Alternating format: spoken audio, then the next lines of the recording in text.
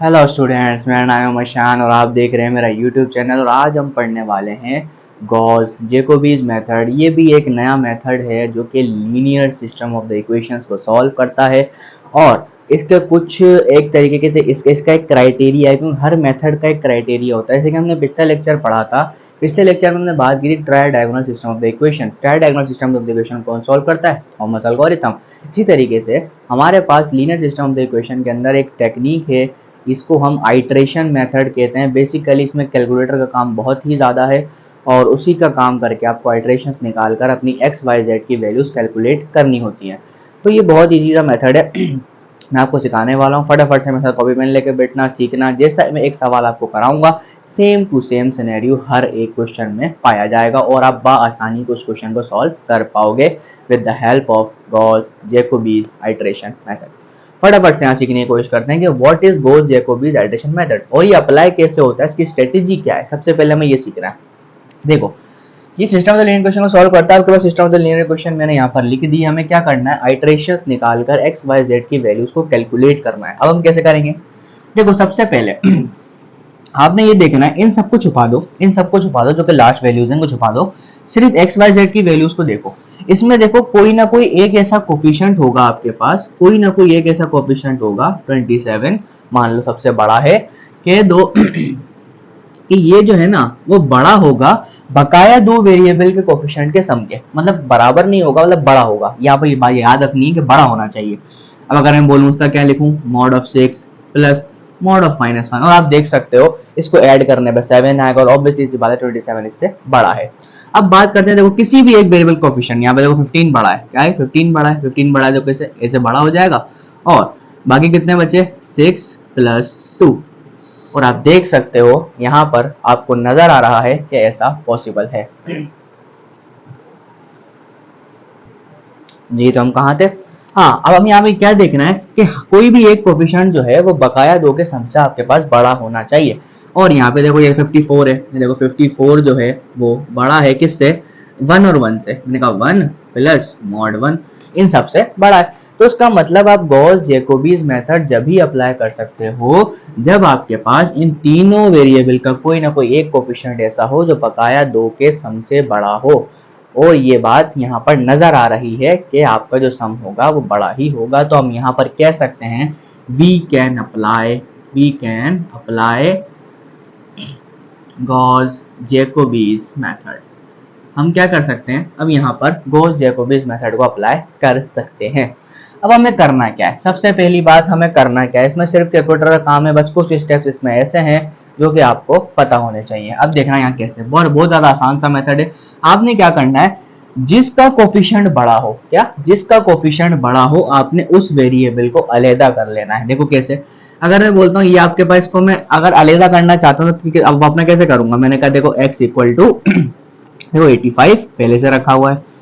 ये वहां जाके कितना हो जाएगा, बल्कि यहाँ देख लो माइनस का 6y और ये कितना हो गया प्लस का z। और बाकी क्या बचा? इसका कोफिशिएंट वो कहाँ आ जाएगा? डिवाइड में आ जाएगा। इसका मतलब क्या हुआ, मेरा जो x हो गया वो अलहदा हो गया। और आपने ये जब ही करना है जब आपका वेरिएबल का जो कोफिशिएंट है वो सबसे बड़ा हो। ये बात याद रखने वाली है। और आपको वैसे भी अगर एग्जाम के अंदर क्वेश्चन आता है तो आपको पहले से बता दिया जाएगा, मतलब पहले से आपको नजर आ जाएगा। इसी तरीके का आपको सिस्टम दिया जाएगा जिसके अंदर कोई एक वेरिएबल ऐसा होगा जो बकाया के दो से बड़ा होगा। यहाँ पे आपको बात याद रखने वाली है। तो आपने क्या करना है, सेम मेथड के लिए क्या करना है, आपने यहाँ से जो है बड़ा वाला कोफिशिएंट किसका था? y का था। यहाँ से y को अलग कर लो। मैंने कहा देखो y बराबर होगा किसके? 72। यहाँ देखो माइनस का 6x, फिर अगेन यहाँ पे क्या लिखो माइनस का 2z। अब यहाँ पे कितना होगा? 15 कोफिशिएंट नीचे था। मैंने कहा कितना आ जाएगा? 15 आ जाएगा नीचे, जो मैंने निकाल लिया। इसी तरीके से यहाँ से करो। मैंने कहा जो z होगा वो बराबर किसके होगा? 110, फिर minus X minus Y and then क्या बचा आपके पास? 1/54। तो इस तरीके से आपने क्या करना है, सबसे पहला स्टेप गॉस जैकोबीज मेथड का क्या है कि आपने सब इक्वेशन में जिसका कोफिशिएंट बड़ा है उसको अलग करके साइड में रख लेना है और ये भी वैल्यू मुझे चाहिए। अच्छा, इनिशियली सबसे पहला काम क्या करना है, इनिशियली आपने क्या करना है, एक्स नॉट जो मैं ये वाली वैल्यूज को मान के चलूंगा आपने 0 रखना है, वाई नॉट को भी 0 रखना है और जेड नॉट को भी 0 के बराबर रखना है। ये आपका इनिशियल स्टेप होगा। इनिशियल स्टेप होगा आपने क्या करना है, सबसे पहले मैं वैल्यू रखता हूँ यहाँ पर। अगर मैं ये वैल्यूज यहाँ उठा के रख दूं तो आपका जो x होगा बराबर आएगा, तो y भी 0 z भी 0, यहाँ रखो जरा कितना आ जाएगा 85 डिवाइड बाय 27। इसी तरीके से इसकी कोई ना कोई पॉइंट में वैल्यू आएगी जो आपकी कैलकुलेटर से कैलकुलेट करनी है। देखो इस तरीके से y की निकालूंगा, देखो y बराबर ये भी 0 ये भी 0, कितने आएगा बेटा 72 डिवाइड बाय 15। इस तरीके से फिर जब मैं z निकालूंगा तो यहाँ पे कितना आ जाएगा 110 डिवाइड बाय 54। अब मैं क्या करूंगा, कैलकुलेटर उठाऊंगा और इन सबको कैलकुलेट करने की कोशिश करूंगा। अब यहाँ पे मैं कैलकुलेटर इस्तेमाल नहीं करूंगा क्योंकि यहाँ पे आपको मुझे लेक्चर को समझाना है, तो यहाँ पे टाइम वेस्ट करने वाली कहानी नहीं होगी। तो x बराबर होगा इसके, जब आप इसको कैलकुलेटर से डिवाइड करोगे आपका तो रिजल्ट कितना आएगा आपके पास, वो आएगा आपके पास 3.148। इसको कैलकुलेट करोगे तो कितना आएगा बेटा 4.8, फिर कितना आएगा बेटा 2.037। तो ये आपके पास कैलकुलेटर से रिजल्ट आ जाएंगे और आप इसको क्या बोलोगे, फर्स्ट आइटरेशन।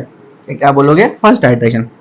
यहाँ मैं लिख देता हूँ, ये होगी आपके पास फर्स्ट आइटरेशन, और आप फर्स्ट आइटरेशन को डिनोट करते हो इस तरीके से, मतलब पावर के ऊपर ऐसा ब्रैकेट बना के 1 लगा देना है, क्या कहलाएगा फर्स्ट आइटरेशन।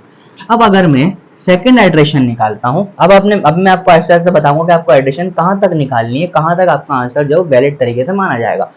अब देखो आपने क्या करना है, अब आपके पास जो x0, y0, z0 करके जो वैल्यूज आई, आपने इस्तेमाल इन्हीं तीनों इक्वेशंस का करना है। लेकिन करना क्या है, अब जो आपने पहले 0 रखा था, अब आप वही वैल्यूज जो नई वैल्यूज आई है, मॉडिफाइड अपडेटेड वैल्यूज आई है, उनको पुट कर दोगे, आपके पास एक और आइटरेशन आ जाएगी।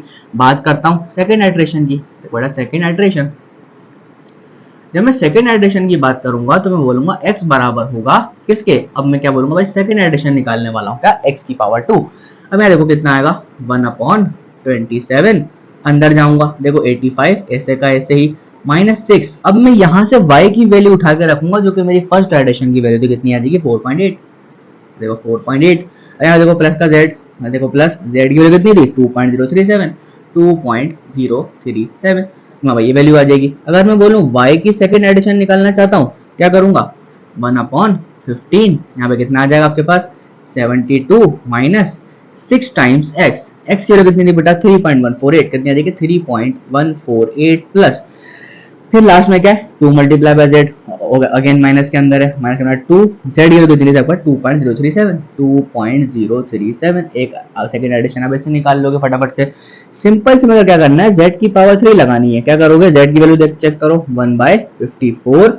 अब यहाँ पे कितना है 110 माइनस x और y को माइनस कर दो, x की वैल्यू कितनी थी बेटा 3.148 और माइनस करोगे किसको y को, कितना आ जाएगा 4.8। तो आपकी एक तीन दोबारा से आइटरेशंस यहाँ पर निकल कर आ जाएंगी। अब मैं कैलकुलेटर को कैलकुलेट करूंगा कि कितनी आइटरेशन आनी चाहिए, तो उसकी आइटरेशन आपके पास जो आएगी वो आपके पास निकल कर आएगी 2.157, और यहाँ से जब आप निकालोगे आपको कितनी आ जाएगी 3.269, देन आगे कितनी आ जाएगी 1.89।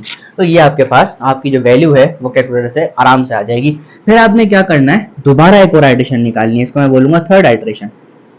क्या बोलूंगा, थर्ड आइटरेशन। जब थर्ड आइटरेशन की तरफ बढ़ोगे तो आपने क्या करना है, अब आपकी जो अपडेटेड वैल्यूज हैं वो ये वाली हो गई, मतलब क्या करोगे यही सिस्टम उठाओगे, सेम पे अप्लाई करोगे, बस अपडेटेड वैल्यूज आपने रखनी है। हमें y2 रखना है, चेक करो x बराबर होगा किसके 1/27। अब यहाँ देखो 85 जैसा था वैसे ही रखो, माइनस 6y, 6, अब y की वैल्यू यहाँ से उठाओ, कितनी आएगी 3.269, और आपको कितना आ जाएगा माई प्लस का z, और z की वैल्यू कितनी है बेटा 1.89। यहाँ से आप अपनी x की वैल्यू दोबारा निकाल लोगे और इसको क्या बोलोगे पावर 3, थर्ड एडिशन। इसी तरीके से आपके जब y थर्ड एडिशन निकालूंगा कितनी आएगी बेटे 1/15, यहाँ पे चेक करो 72 माइनस 6x। अब आपके पास x की वैल्यू कौन सी हो जाएगी, ये वाली 2.157, ये ब्रैकेट में रख देंगे, और उसके बाद क्या आ जाएगा माइनस का 2 टाइम्स z, z की वैल्यू कितनी है आपके पास, z की वैल्यू कितनी है 1.89। यहाँ से आप क्या निकाल जाओगे, एक और एडिशन निकाल जाओगे। जब मैं बोलूंगा z की थर्ड एडिशन निकालो, कितनी आएगी बेटा 1/54।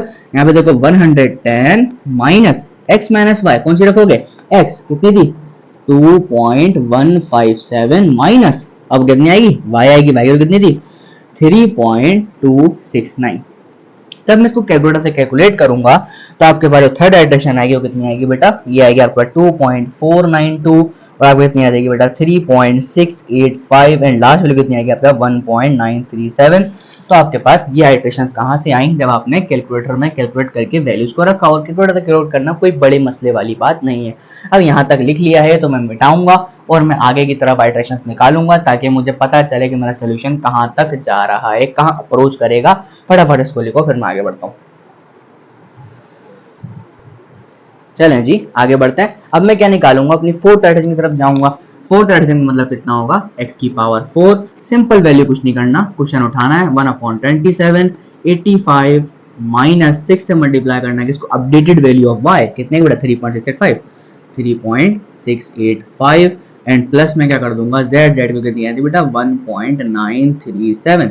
तो बेटा यहाँ से आपके पास फोर्थ आइट्रेशन निकल के आ जाएगी। इस तरीके से जब मैं y की 4 निकालूंगा कितने आएगी बेटा 1/57। यहाँ चेक करो बेटा 72 माइनस 6, x की वैल्यू कहां से रखोगे, ये वाली वैल्यू रखोगे कितने का 2.492 और आपके पास माइनस का कितना आ जाएगा 2 टाइम्स z की वैल्यू कितनी है बेटा 1.937 यहाँ से आप अपनी y4 की एडिशन निकाल लोगे। अब यहाँ से देखो बेटा z अगर 3 आ जाए कितना निकालोगे बेटा, ओ z की पावर अगर 4 आ जाए यहाँ से कितने निकालोगे बेटा 1/54 110 minus x minus y, iteration नई वैल्यू उठानी है 2.492 माइनस 3.685 और यहाँ से आप अपनी आइट्रेशन को दोबारा निकाल लोगे। फटाफट से मैं इसकी यहाँ पे कैलकुलेटर से वैल्यू कैलकुलेट करके रखता हूँ। तो आपके पास जो रिजल्ट आने वाला है वो आने वाला है आपके पास 2.401, कितना आने वाला है 3.505 एंड लास्ट वैल्यू आपको आनी 1.925 आने वाली है। तो इस तरीके से मैंने क्या किया, अपनी फोर्थ आइट्रेशन को यहाँ से मुकम्मल कर लिया। मुझे पास और अपडेटेड वैल्यूज मुझे यहाँ पर मिल गई। अब मैं और आगे बढ़ूंगा, मैं कहते वो कैसे, अब मैं बोलूंगा मैं फिफ्थ आइट्रेशन निकालता हूँ। आप बोलोगे सर निकाले जा रहे हो, कोई टेंशन वाली बात ही नहीं है, इतना चाहे निकालो, लेकिन मैं बताऊंगा कब रुकना है। जब मैं बोलूंगा देखो x की पावर 5 आइट्रेशन निकालूंगा तो कुछ नहीं करना है 1/27 85 minus 6 updated value of y, updated value कितनी थी बेटा 3.505 एंड पॉजिटिव z की वैल्यू कितनी थी बेटा 1.925 के बराबर थी। इसी तरीके से अगर मैं x की y की पावर 5 आइट्रेशन निकालता हूँ कितनी आएगी बेटा 1/57, मैंने यहाँ लिख दिया 1/15 आएगा 1/15 और यहाँ से जब हम स्टार्ट करेंगे बेटा कितना आएगा 72 माइनस 6 मल्टीप्लाई बाय x की आइट्रेशन कितनी थी 2.401 एंड पॉजिटिव और सॉरी नेगेटिव कितना आएगा बेटा 2 मल्टीप्लाई बाय 1.925 और यहाँ से आप एक और एडिशन निकाल लोगे। जब मैं z की पावर 5 एडिशन निकालूंगा कितना आएगा बेटा 1/54 110 माइनस x माइनस y कितना आ जाएगा बेटा 2.401 माइनस y कितना आएगा बेटा 3.505। जब आप यहाँ दोबारा से एडिशन निकालोगे फटाफट से मैं यहाँ पर रिजल्ट लिख देता हूँ, क्या आएगा आपका रिजल्ट आएगा पांचवें एडिशन का बेटा 2.432, दोबारा आ जाएगा आपके पास 3.583 और यहाँ से आ जाएगा आपके पास 1.927। तो आपके पास ये रिजल्ट अगेन मौजूद हो गए। अच्छा अब आपने आइट्रेशन चलाती जानी है चलाती जानी है। आपने अपनी अप्रोक्सीमेशन को जहां तक रोकना है जब तक आपकी वैल्यूज एक पॉइंट के बाद रिपीट करना शुरू हो जाए, और ऐसा होगा। और क्या होगा जब आप आइट्रेशन निकालते जाओगे तो आपके पास 2.4 आ रहा है जैसे कि, तो अगली आइट्रेशन के अंदर भी 2.4 ही कुछ आएगा। इस तरीके से देखो आ रहा है 2.4 आ रहा है 3.5 आ रहा है, इस तरीके से आ रहा है। तो आप ऐसे ही अपनी वैल्यूज को यहाँ से कैलकुलेट करते जाओगे तो आपके पास रिजल्ट आना स्टार्ट हो जाएंगे जो कि रिपीटेड फैक्टर्स होंगे। अब मैं रिपीटेड फैक्टर्स यहाँ पे क्या करता हूँ, एक और आइट्रेशन निकाल के आपको बताता हूँ ताकि फिर मैं कैलकुलेट कर सकूँ कि मेरी छठी आइट्रेशन क्या आती है। फिर आपका छठी आइट्रेशन के बाद मैं सवाल क्या आपको समझाऊंगा कि किस तरीके से आपने सवाल को रोक देना है। तो फटाफट से मैं क्या करूंगा, यहाँ पर सिक्स्थ आइट्रेशन में निकाल लेता हूँ। मैंने कहा सिक्स्थ आइट्रेशन कैसे निकलेगी बेटा, x की पावर 6 निकल जाएगी। 6 निकालने के बाद क्या करना है, कुछ भी नहीं करना, सिस्टम उठा लो बेटा 1/27 85 माइनस 6 इंटू वाई की वैल्यू कितनी है बेटा 3.583 और क्या करना है बेटा प्लस का z कर देना है। z की कितनी आ रही है बेटा 1.927 आ जाएगी। फटाफट से रखेंगे। फिर इसके बाद आपका कितनी आएगी y की सिक्स्थ आइट्रेशन कितनी आ जाएगी बेटा 1/15 कितना आ जाएगा बेटा 72 माइनस 6 टाइम्स x की अपडेट वैल्यू कितने बेटा 2.432। फिर से क्या करोगे बेटा माइनस का 2 टाइम्स कितना z, z की वैल्यू कितनी थी बेटा 1.927 यहाँ रख दोगे। फिर देखो जब आप z की 6th एडिशन निकालोगे अब कितना आ जाएगा 1/54 110 माइनस x माइनस y कितना बेटा 2.432 माइनस y कितना था बेटा 3.583 ये वैल्यू थी। जब आप इसको कैलकुलेटर में कैलकुलेट करोगे तो आपके पास और नए रिजल्ट्स आएंगे। अब वो रिजल्ट्स क्या है मैं यहाँ पे फिर लिख देता हूँ।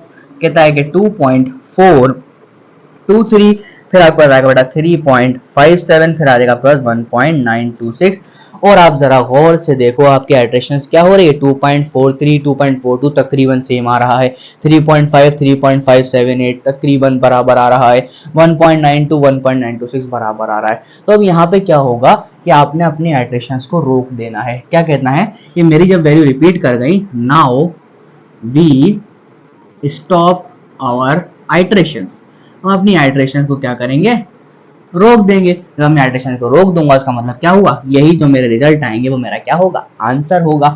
तो मैं यहाँ लिख देता हूँ कि जो आपकी x की अप्रोक्सीमेटेड वैल्यू आएगी वो कितनी आएगी बेटा 2.4।